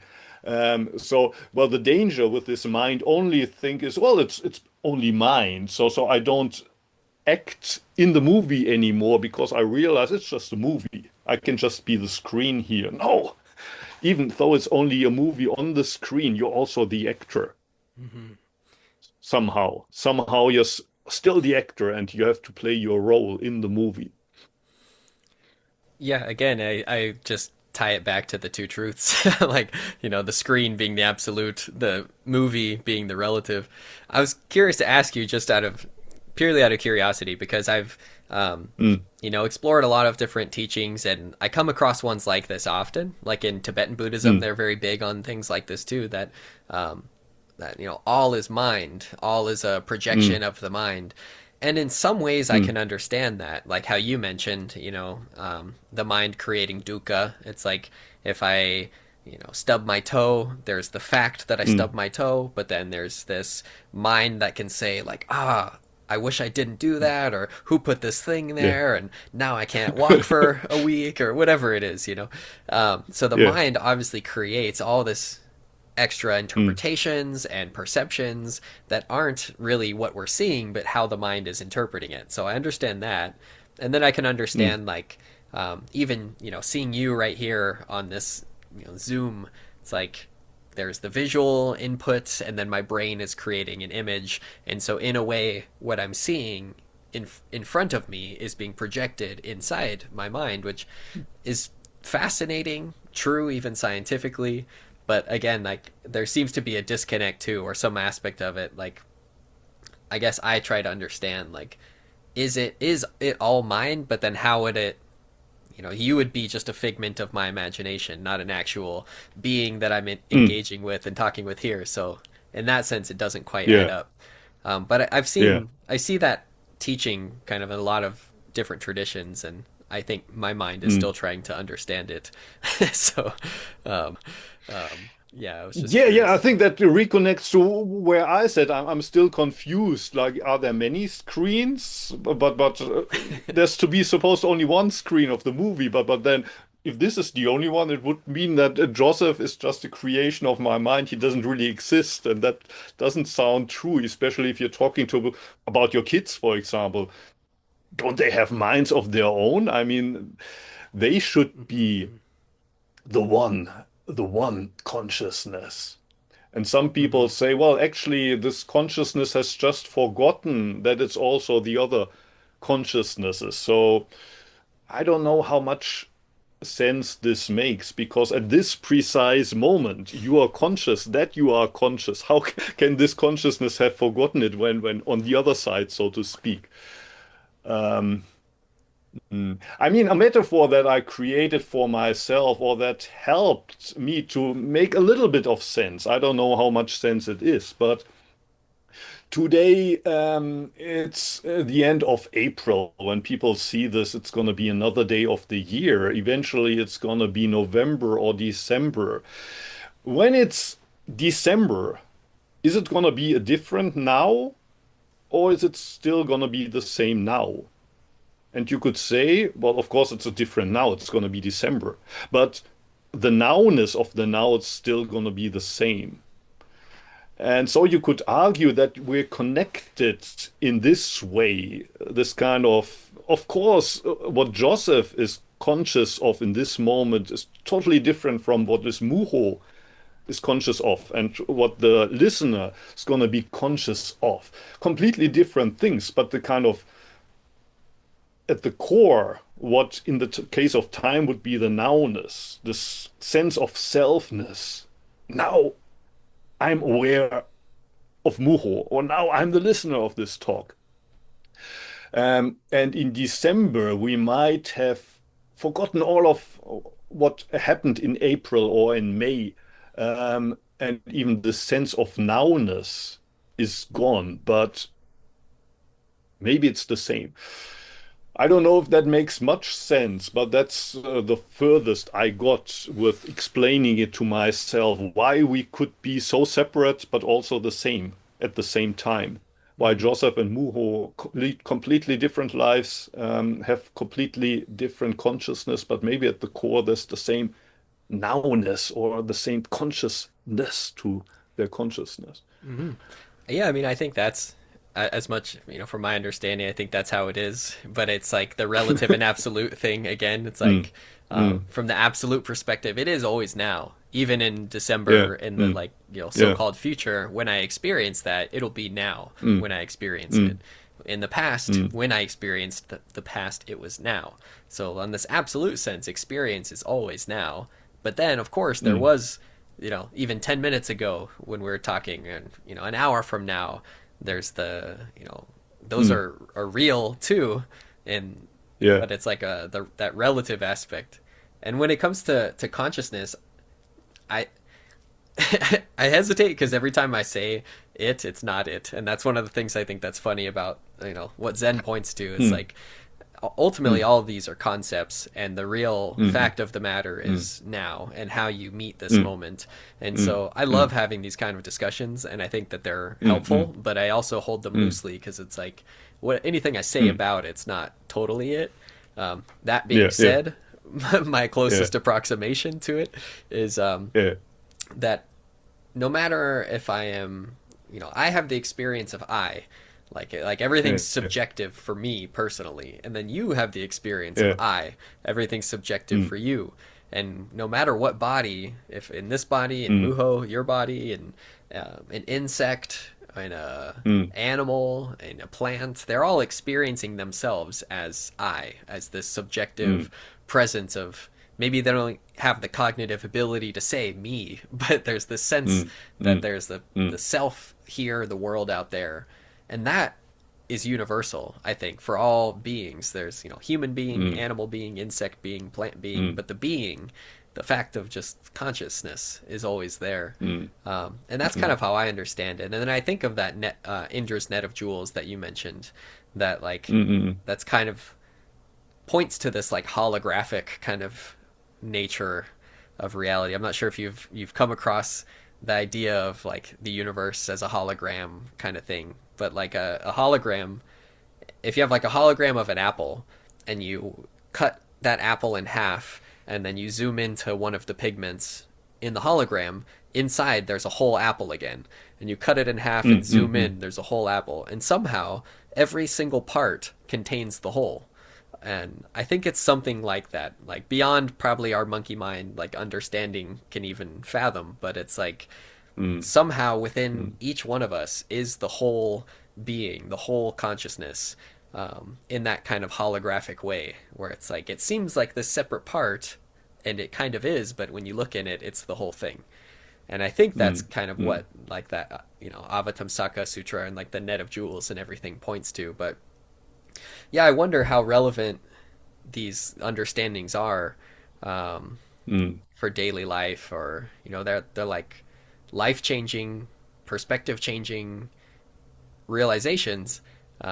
But then, yeah, how does that fit into the daily life in the world? And it's like a continual koan, continual kind of Mm. thing, question, I suppose. Yeah.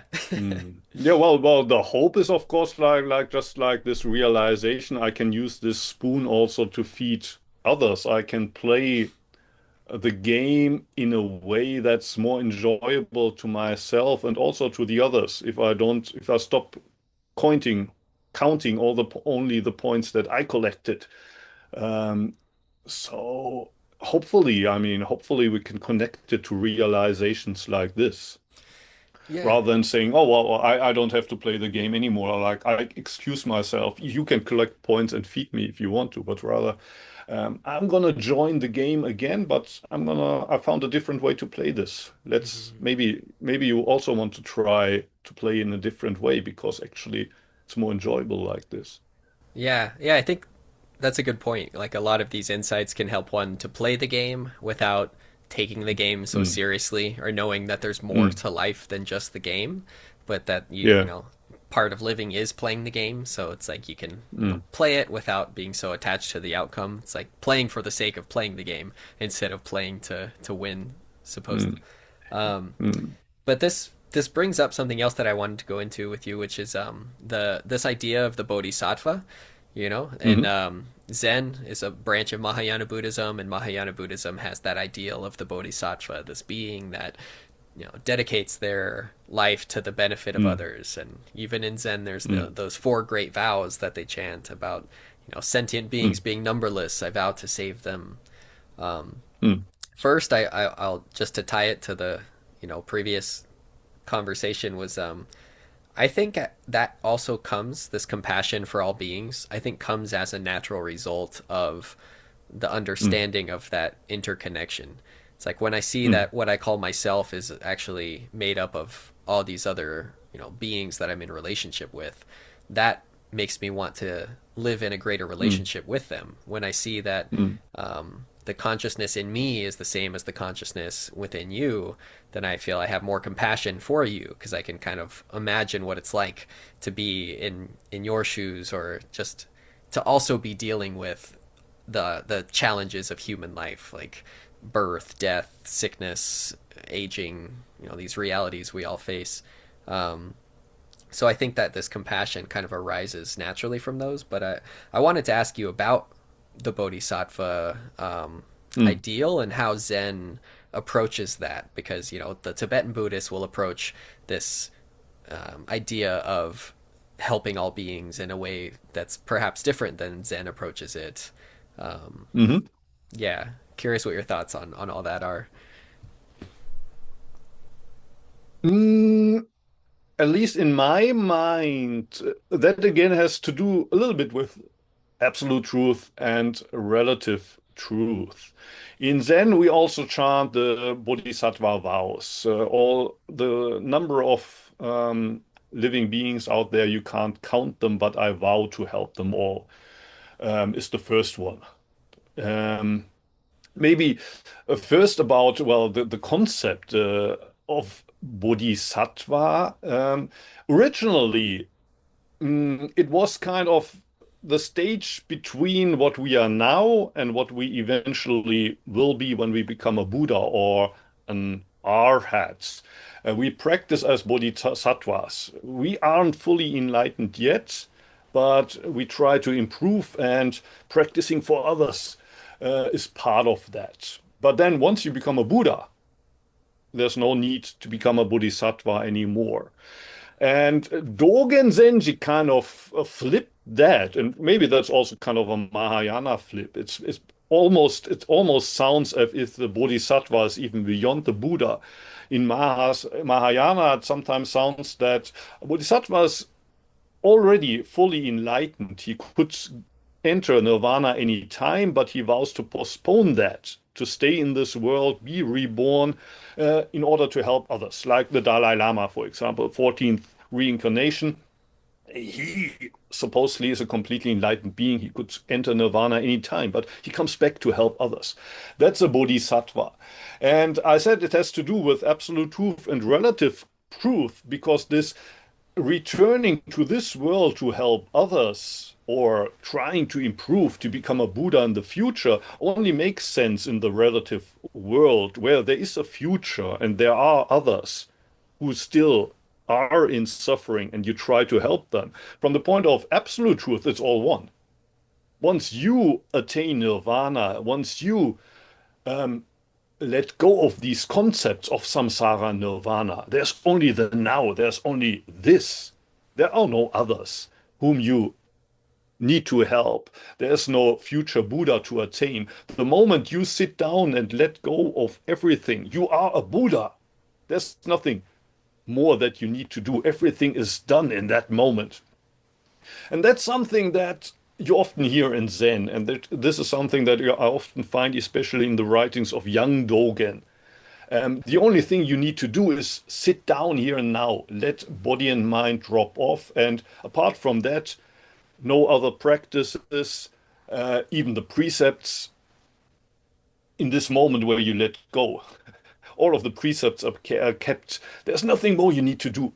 But then in his older years, Dogen Zenji says, forget about becoming a Buddha. Even if you never become a Buddha, try to help somebody else. Or he's talking about cooking, like when you're the cook, forget about doing zazen. Just cook for the others. Um, and both are important. Both are important. And again, it's kind of the absolute side that only you can become a Buddha, and you can become it only now and in this moment of sitting. Forget about all the others that are still in suffering. Like if you sit here and you think about, but maybe I should care for about these poor kids in Africa that are starving right now. That wouldn't be Zazen. So you let go, but then when you get off the cushion, what can I do for my family, for my colleagues at work? What can I do to improve myself, to make just a little change in the world? That's the mindset of the Bodhisattva. So I sometimes say Zazen makes to take a break from the game. You take a break from the game, and in that moment, you could say, or one could say, actually, that's what Buddha means. You leave the palace, you just sit under the Bodhi tree, and that's it. There's nothing that needs to be done. But even the historical Buddha, Shakyamuni, after he attained nirvana, got up again to teach. So after you take a break from the game, you return to the game again, but you play more playful. You live as a bodhisattva. You play the bodhisattva game, but not in order to accumulate bodhisattva points, but because that's what's fun. That's what's enjoyable. That's how I try to kind of reconcile these two sides. You don't even have to save anybody. Just sit. Forget about the suffering beings outside there. You just sit in this moment, and the whole universe is going to be enlightened in this moment. And once the bell rings, you get up. No, there are so many people needing your help. There's a kid crying there. There's your spouse that's not happy with you not doing the dishes. Then do the dishes for them. Make them happy. Do your best. Yeah, it seems like people that are perhaps more self-centered or focused on their own benefit, they're playing the game to win because they want to be Mm, player number one, and the yes, bodhisattva is playing to help all the other players out in a way. yes, yeah. um, I'm curious, what do you think compels someone to do that? Like the you often hear in different spiritual traditions, even outside of traditions, like people come upon this realization that love is the most important thing. That when it Mm, comes down mm, to it, love is really what matters. And mm, this mm, bodhisattva activity to me seems to be an expression of that. It's like coming from the mm, heart. How can I help beings to suffer less? How can I devote my time? Like you said, when I'm sitting on the cushion, I'm taking a break from the game. But once mm, I re-engage in the game, it seems the mm, ideal of Zen or the Bodhisattva is for every minute that I'm playing the game, can I play it in a way that's meaningful, that's beneficial to others, that's helping others, or that's loving instead of um, you know destructive. So what do you think compels someone to act as a bodhisattva, or do you agree with that insight about love being a core truth? If there's anything you can share along that topic. mm. Actually, that's also one of those topics, one of those questions where even after more than 3 decades of Buddhist practice, there's still this kind of question mark in my mind. Kind of, for example, it would be the same question like, why did Shakyamuni, after he attained nirvana under the Bodhi tree, finally get up after all? Although he said he found the answer, there's nothing that's left to be done. Another kind of small riddle is that according to the sutras, shortly before he attained enlightenment, he could see the whole past and the whole future of all living beings. He saw everything, clear vision. And the reason why he didn't get up to preach right at once was, at least according to what I heard is written in the sutras, is he thought nobody would understand him. But how is this possible? He saw the future, so he should have known that he would be preaching and people would attain arhanship during his lifetime. Um, and then another kind of small riddle is it took, I think it was Brahman, it took a Hinduistic deity that needed to come down and kneel down before the Buddha and ask him, please give it a try. Preach what you understood, what you attained. Preach it for all these suffering beings out there. So at least, of course, this is not literally historical truth, but that's how the Buddhists presented it later. So the Buddhists obviously felt the need to present it this way because at least it feels sometimes as if, well, there's really nothing that forces a Buddha to again walk, stand up, walk, preach with others. So there's no, how do you say, desire to be a bodhisattva. And it's also not a kind of, I want to do this. I want to be a bodhisattva now. It happens out of a sudden. And it reminds me a little bit of the famous 10 ox herding pictures in Zen. You know them, maybe Hmm. some people don't know them, but well, that's basically it starts with uh, um, an ox herd that's lost his ox. Where's my ox? Basically, you're born into this world, but you don't know why. Who am I? What am I supposed to do in this world? Kind of my question when I was 7. What's the meaning of life? And number two, you find traces. Oh, actually, I'm not the only one who's asked himself these questions. You thought you were the only one, but you see traces. There's others who got into that question. Number three, you see the ox. You get a sense of, this could be it. Ah, maybe this is, for example, well, you get a sense of the here and now. You get a sense of something that you had forgotten until then. Number four, you catch the ox. I'm back. I'm back. Number five, in Zen practice, that takes a lot of time, is kind of taming the ox. Like now you got into contact with the absolute truth, but there's still the relative truth out there. How do you balance the truth? You still have to file your taxes. You still have to care for your family. You still have to earn money. So it's not enough to just be in the absolute truth and oh, I'm a Buddha now. The ox needs to be tamed, but then eventually the herd is riding the ox. The two are balanced, and then interestingly, the ox disappears. Not the relative disappears, but the absolute disappears. The sense of I'm enlightened, I'm something special, I got something. It's gone. You're a completely normal person. Again, there's no speck of dust of enlightenment. And is this number seven? I think we're at number seven. And then number eight is an empty circle. Complete emptiness, no attachment left, only emptiness. And to me, in a way, that's a little bit, it's almost like a step back to picture number four in my mind. That's my interpretation, not the official interpretation. In my mind, picture number eight, the empty circle, is when you got the ox, you are the ox in a way. Here and now. There's only now, this consciousness. But then, and that's your question, basically, there are flowers blooming, picture number nine. Flowers are blooming, and those are the flowers, the blossoms of compassion.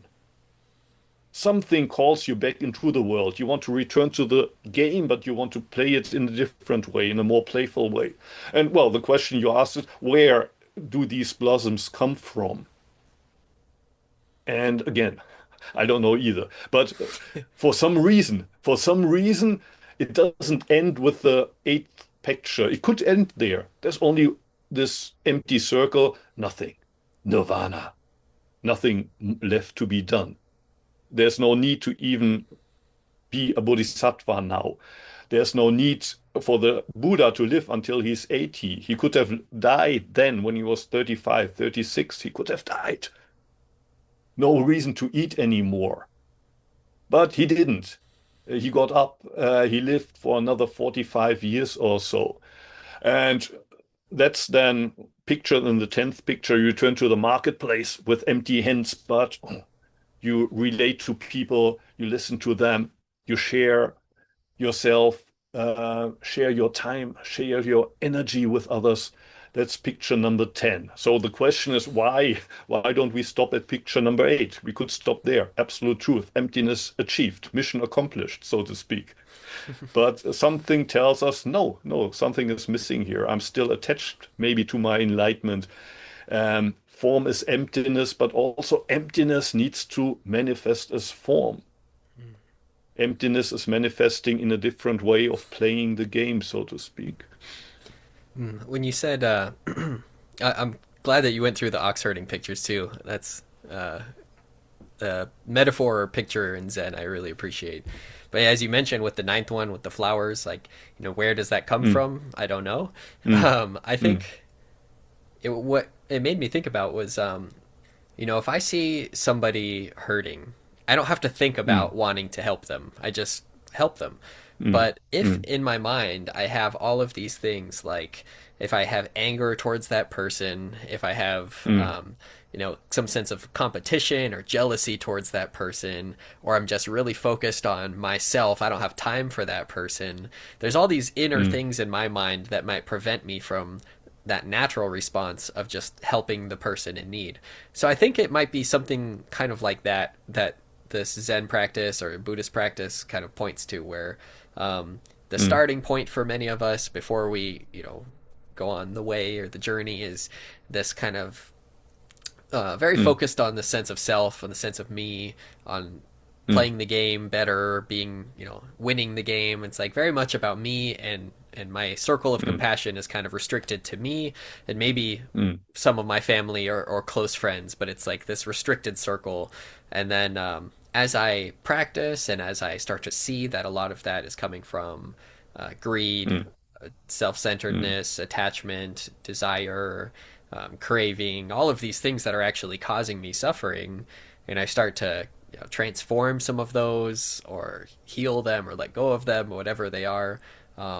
Then I'm able to really just be in that, mm, eight mm, circle, mm, just this presence that's here, that doesn't have all these other agendas and desires or mm, demands for the moment, but can really just be with the moment. I think then like the heart's wisdom naturally manifests. There it doesn't have to be a mm, thought about me wanting to be kind. It's just what makes sense to act that way. So I think that's I think a lot of Zen and a lot of spirituality is less about attainment and like mm, gaining things, mm, and more about like unlearning things, unlearning habits, and mm, like letting go of conditioning and all these things that once those are kind of released, we get back to this mm, mm, natural mm, Buddha mm, nature that mm, is just compassionate and is loving by its very nature, not as a something mm, that I have to want. Because like the selfish ego wouldn't, it doesn't make sense to um, you know devote one's life to helping others. It's like, well, how's that going to help me? But seeing this mm, mm, interdependence with others and feeling this like community and relationship with them, it's like, yeah, of mm, course that mm, helping them does help me, and I don't know. That's what came up for me in thinking on that. mm, mm. Let's see, there was now, I know we've been talking for quite a bit, and I thank you for your time and this conversation. I wanted to ask you one, Mm. maybe two more things. One being around just to kind of like tie together this relative and absolute we've been talking about, or um, I guess it's like, how does this wisdom become integrated or embodied, and not just something that's like interesting to think about or understand? Mm, In your mm, mm. experience, like how has Zen really helped in your day to day life, or what about Zen has helped you? Um, you know, just in your daily life as a person in the world and living day to day, like what do you find your practice has in your practice has been most helpful?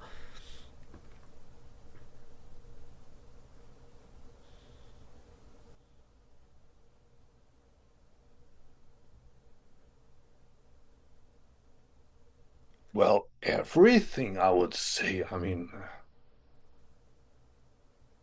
they are all important aspects. Like the sitting, of course. And the sitting is kind of something that's a way back to the eighth picture, an empty circle.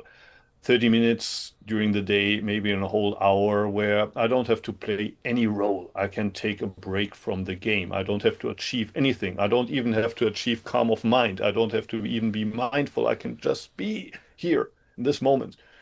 Um, But then Zen practice, of course, doesn't stop there. In the monastery, you have to cook for others, and you have to cook in a way so that they can enjoy their meal and return to work when you're part of the work group. Um, Work. And even in the monastery, I noticed in my mind often this like who's doing more work here, who's better at the job they're doing. Although you don't get paid for what you do, and there's actually no need to compare, and still this comparison is still working. You want to be better than the others, or if one group is working in the wood and the other is working in the rice field, you want to have the feeling our team did more today. We did achieve more for the monastery today. Um,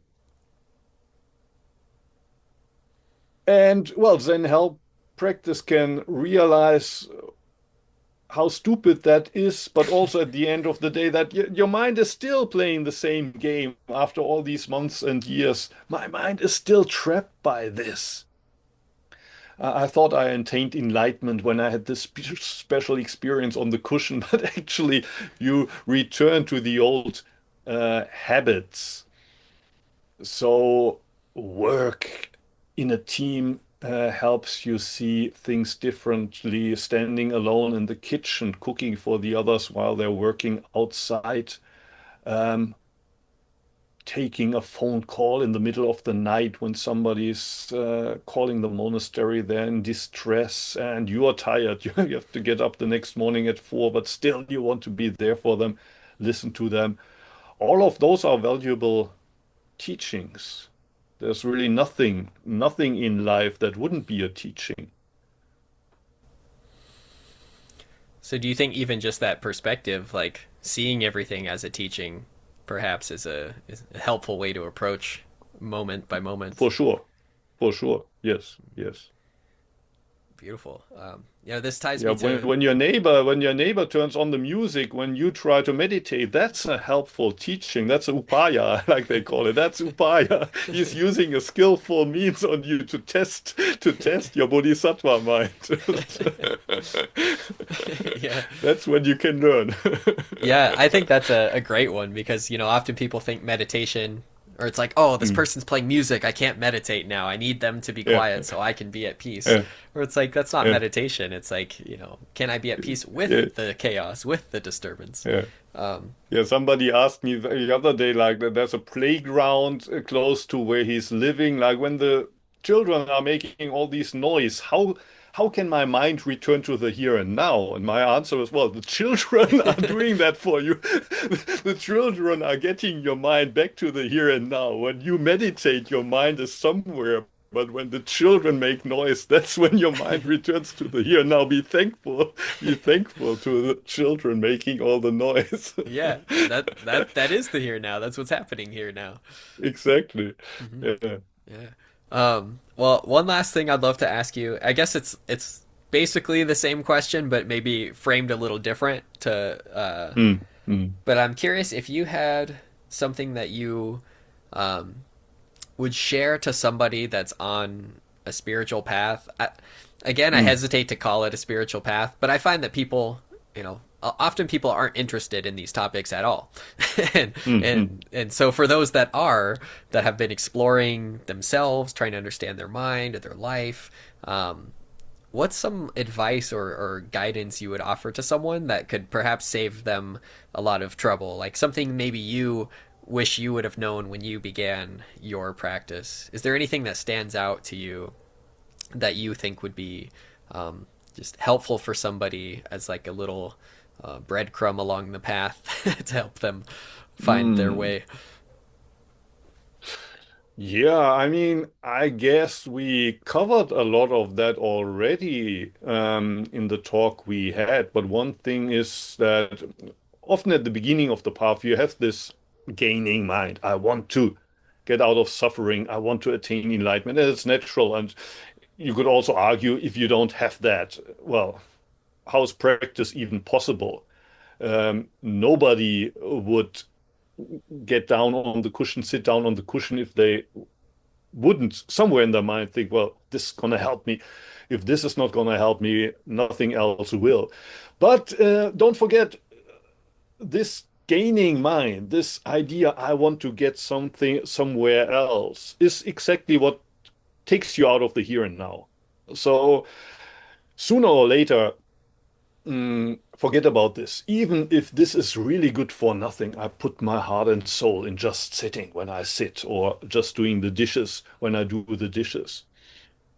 Another thing um, that might want to say is like, imagine you're at the beginning of the 10 ox herding pictures. You somehow have the feeling I've lost my way. I don't even know who I am. I don't know what I'm looking for, but I'm looking for something. Something is missing in my life.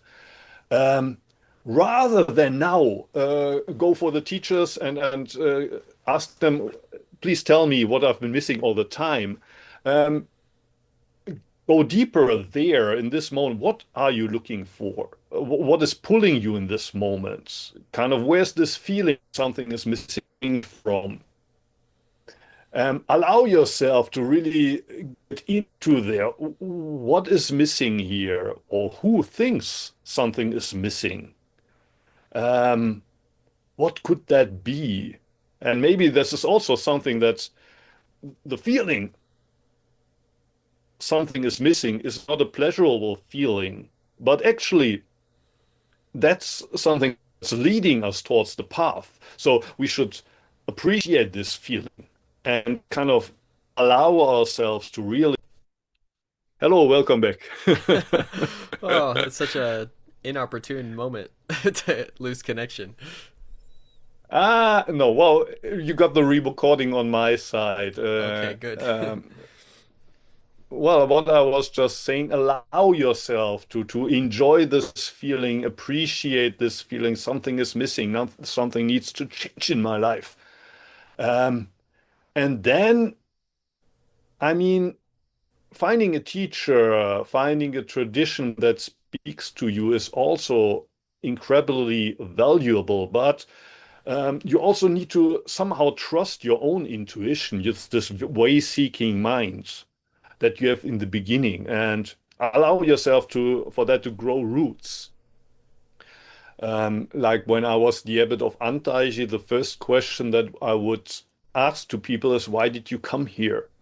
And I didn't want to hear an answer, an elaborate answer, why people decided that they wanted to go to Japan and become member of Antaiji, but rather I wanted people to realize that there are so many other things that they could have done with their life, but now they're here. And in a way, it's a miracle. Their friends don't understand, the family doesn't understand, but still they decided to come here. What pulled me here? What is it? What is this question? What is this pull um, that doesn't allow me to lead a normal life, so to speak?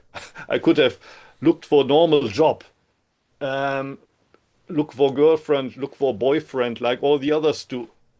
But somehow I needed to follow this path.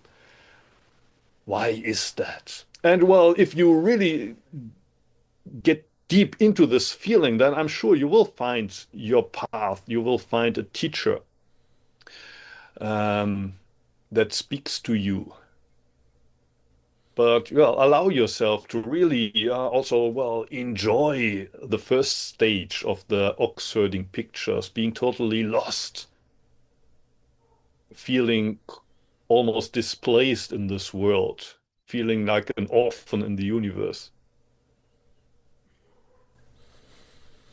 It seems like a lot of what we've touched on keeps coming back to this, like enjoying the game. Not playing the Yeah. game so seriously, but just enjoying the game. It's like wherever you're at, whatever level you're at in the game, it's not so much about beating it, but just enjoying Mm, it and playing it. Like mm, if I'm at mm, the level mm, of being lost and not knowing where I'm at, like somehow I can appreciate that from a different mm, perspective and really see like, well, this is part of the game and it's helping me along. It's helping me find out, my path by being lost. And so that yeah, there's a lot of wisdom in just enjoying where you are and appreciating Mm, where you are. It does bring to mind also this Zen quote. I think it might have been Ikkyu, the like, Zen mm, poet. mm. He's like, having no destination, I am never lost. If you're familiar with that one, I don't know. That came up in No, the no, idea of being but yeah, it lost. makes it makes sense. Yeah, yeah. Yeah, but yeah, it seems to all point back to this mind as well, and like, Mm, I think that's something I've found as a theme in all traditions, but I think specifically Buddhism and Zen is like and what you're just saying now, it's like really questioning that. Like, what is this mind? What is this impulse that's driving me mm, forward? Why is it driving mm, me forward? This mm, sense of being lost, if that's how I feel, why is that there? mm. So even I think it might have been Dogen. I can't remember which teacher, but they said like turning the light around, the light of Yes, yes. consciousness. It's like this Yeah, yeah. Take light. a step back and turn the light around. Yeah, yeah. Turn it inwards. Yeah. Yeah, that seems to be to me like a continual thing, but something that's good advice Mm, as well. It's like this light that's always shining outwards at the world and are my problems mm, or what I want or mm, all these things. Like turn that around on itself. Like what is that light that's shining? What is this mind that's creating all of these desires or attachments or aversions? mm, Mm. mm, mm. Great. Well, thank you so much, Muho, for this conversation. I don't want to take up more of your time, and I think we covered a lot of really wonderful things. So No, thank you. thank you for having me. Yeah, looking forward for the finished interview on your channel.